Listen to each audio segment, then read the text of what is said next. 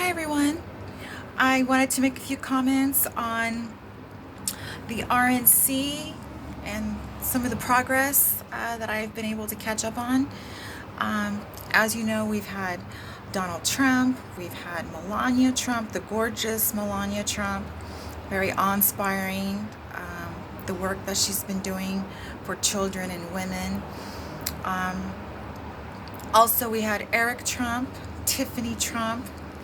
She's a little gorgeous one too. And Eric Trump. I wanted to talk about first President Trump, how he put the spotlight on criminal justice record at the Republican National Convention on Tuesday by showing a video of him pardoning a former inmate who started a reentry program for former convicts. The full pardon for John Ponder aired during a segment in the first minutes of the RNC's second night. I just wanted to say here a little quote from our president about John Ponder. John's life is a beautiful testament to the power of redemption. This is what Trump said in a video first released by the White House on Tuesday. The president appeared with Ponder, his wife, and Richard Beasley, the now retired FBI agent. That's FBI agent who arrested Ponder for bank robbery back in 2004. Ponder and Beasley have since developed a close relationship and have practically become best friends. So, there's a lot to say about our president giving his attention and support to prison reform. Of course, we have Kim Kardashian, who has worked hard towards that as well and has made progress and has worked with our president. I actually just got chills when I said that. I love my Kimmy. I would say sometimes on TMZ boards that she's our Mother Teresa. God has said in the Bible that one of the greatest things you can do is help those who have been falsely imprisoned. Those who are forgotten and left to the wayside. And I gotta tell you, our Kimmy and our president, two people who have created quite the success in this world, and work hard for what is right. And both families have a very strong family support system. I gotta tell you, we're blessed to have people like this in our world. So I just wanted to say that. Now, we also had Melania Trump. She had a very honest, true, sincere, and heartfelt speech regarding her husband and all the support he has given her, while she speaks out and supports children and women, especially those that have been abused, and also regarding our president's fight against the COVID created by China. It's always wonderful to see our First Lady speak. Her speech was impeccable. Not once did she stutter. Not once was a word, did it come out imperfectly. I was very, very impressed by her heart and her fight for her family and for what they stand for. With the United States of America. And we're so glad, Melania. America was one of your first dreams that you were able to work towards and meet by moving out here like you had wanted. So we're very, very lucky to have you. And I want to also say our president. I always, saying thank God for our president. But I also want to say behind every good man, especially our president, is a very amazing woman. And this is a woman who loves and takes care of our president, And behind every true hero lies a wonderful woman, and that's our Melania Trump, our First Lady. So we're lucky that we have her, and takes care of our president. I also want to say hello to little Baron, that little cutie patootie. I hope he's doing well. So kisses out to little Baron. We also had Tiffany Trump speak. She did a wonderful job supporting her family. She looked great. She sounded great. Everyone pulling and coming together. This is very, very exciting for America to see. They raised the bar a little higher every step of the way. And it is a sigh of relief. When you think about what America's faced with, it is a sigh of relief that we have this family that has not only mastered the material plane, but they are making leaps and bounds and mastering. It's a work in progress, the spiritual plane. The only way we can do that, folks, is being honest about ourselves, about what we're facing, what we faced, and how we're going to work hard, come together, and overcome these things. So I want to give props to the Trump family, because they're that one little notch. Believe it or not, they're working on their spiritual side. And all I want to say with that is go at your own pace. Don't feel you have to say or be anything that you're not. Embrace maybe prayer, maybe embrace about speaking of God or mentioning God. Go at your own pace. And when you go at your own pace, not only will it come across more natural for yourselves, you won't have to feel forced, but you will naturally open up that segue to the Holy Spirit. And all it takes is a little effort, and God will meet you more than halfway. So acknowledging God is a huge bounds and leaps, because some people just don't believe in it, and some people just don't have access, that internal antenna to have access, and that's the way they were born.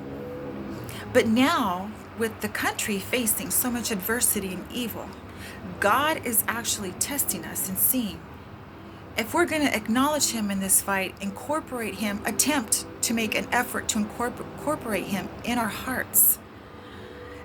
And when you have people who don't believe in God making an effort, even if it's a little inch at a time, effort is effort. It's just like when you go running 5 or 6 miles. You're not going to try to knock it out quickly. You got to pace yourself. And it's the same thing with the Spirit of God. And the fact that they are really making a difference on planet Earth. I got to tell you, the universe has all eyes on the Trumps and are very proud of them. Very proud of them. Because if they work towards incorporating spirituality little by little, or however it is they want to handle it, if they make somewhat of an effort in this fight against evil and come together as a family, I gotta tell you, all the other elites who are on their level materialistically or are higher than them, our Trumps are gonna rise above them within the scheme of things of the universe.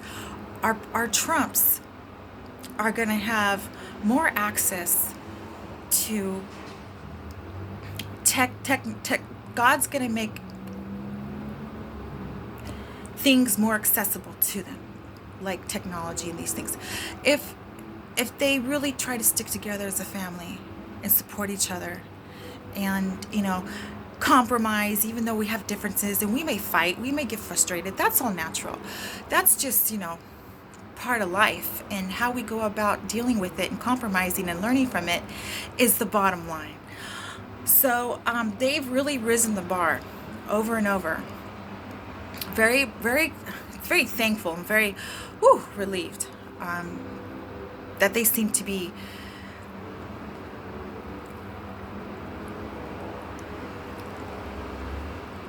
accomplishing and making progress far, far and above beyond the material. They're really saving this planet. Okay.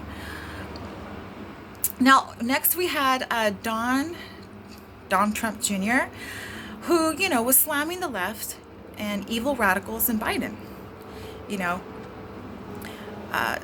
Don Jr. laid down all his father has triumphed against and will continue to do, including our freedom of speech, and which he talked about was really important. I don't know if anybody knew, but on Twitter they really tried to do away with his account or suspend him. And that's a huge issue. Our First Amendment, we really got to preserve our First Amendment and stick together in preserving the fight of our First Amendment, which he stressed on. He also spoke about our police, how they're our heroes, which is absolutely true. We definitely don't want to defund the police. But also he mentioned racism has no place in our society, nor abuse, even from our police, of things like racism. We don't want to see that. Now, he did mention a great issue that his father came up with. It's education access, which is education for all nationalities despite income and background. Despite what their background or where they come from regarding their nationalities or their income, that all children should have access to good education. And this is one thing President Trump really wants to work on. And again, Don Trump has spoken about our freedom of thoughts and expression and its importance, and the need to abolish censorship. Censors, what they want to do at the end of the day is they want to seek to limit freedom of thought and expression by restricting spoken words, printed matter, symbolic messages, freedom of association, books, art, music, television programs, and internet sites. When the government engages in censorship, the First Amendment freedoms are implicated. So let's not let our First Amendment be taken away. Let's fight for that. Also, we've seen Eric Trump. He talked about his father and how his father took leadership in health and safety and tax cuts, and how the economy has soared to new heights despite all that we've been faced with COVID. All the witch hunts the left has put our president through. And let's not forget all that. And especially all these witch hunts they continue to put him through. In conjunction to COVID. Our president has held China accountable. He took his presidential leadership in restructuring our country, putting our country back together with jobs and unemployment decreasing, jobs rising, factories open up again. And something that Eric had stressed is, if the left succeed in stealing the election, not only are they stealing the election, but China's going to steal America right from under us. And they're going to end up owning America in a communistic fashion. If you think Portland is bad, COVID is bad, which is just the tip of the iceberg, your city, your local city, if Biden was to win, will start looking and resuming like Portland, Oregon. And the left, which is corrupt, is going to take over. And they will strive in making our community satanic, eliminating church and religion and the Word of God. And perhaps they might even go to the extent of censoring that on the internet. And we cannot afford that. As a world or as a country, as a nation, we cannot ever allow that to happen. And the sad part is, you know, NWO, New World Order, is going to take effect faster than you can blink an eye. So all the freedoms we've lived with and have grown accustomed to as our God-given rights will be taken away according to how our new communist country sees it.